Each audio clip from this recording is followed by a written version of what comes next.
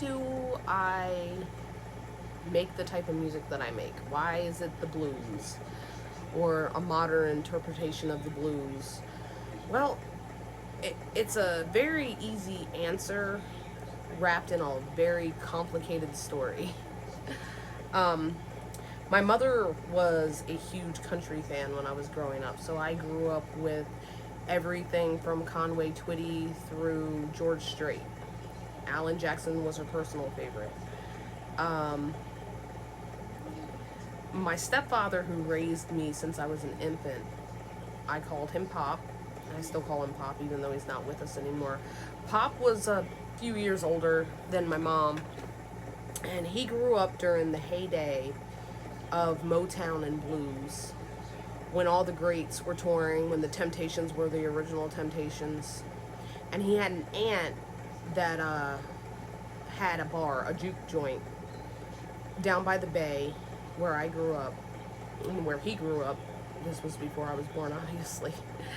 But, and he would spend a lot of time there as a kid and as a teenager, and he was very musically inclined. He didn't know how to read music, he wasn't classically trained in anything, but he just could play by ear, and he could play guitar, and he could play bass, and he could play drums, piano.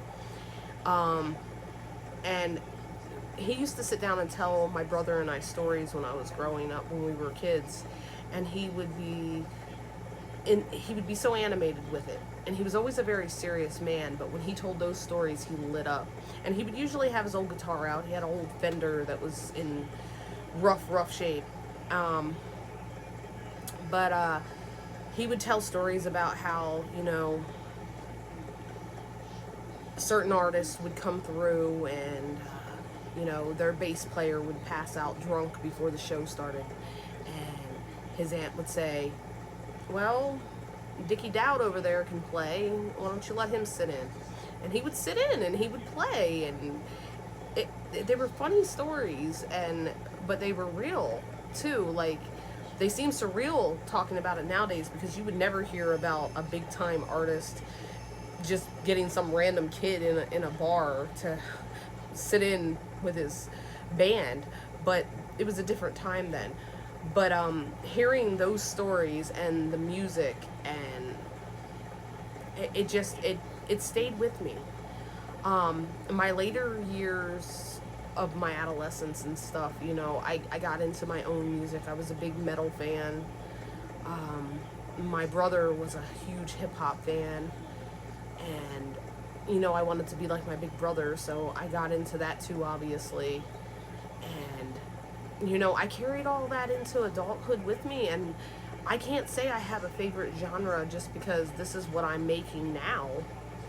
Music for me is a soundtrack for my life, and I have a playlist for everything. I have a playlist that's all my mom's music, and it's called Mama's Mix, and it's all country songs that I grew up with, and that's what we throw on. My kids know when that soundtrack goes on, it's time to clean, because that's how my mom used to wake us up on a Saturday morning at 7 a.m. and say, come on, it's time to get cleaning. And we'd be listening to, Merle Haggard and Loretta Lynn for the rest of the day. But music for me it impacts every part of my life, in the sense that I have a song for everything. I have a playlist to cheer me up when I'm down. I have a playlist to help me cry it out when I need to cry it out. I have a playlist that brings back memories from childhood. I have playlists that, are just fun. They remind me of love. They remind me of anger. Like, I have to have music. I have to have music with everything. It's pretty much a 24-hour-a-day thing in my life. My music is playing throughout the night while I'm sleeping. So, yeah, that's where my influences came from. I had a very interesting childhood, and that's why I do what I do. So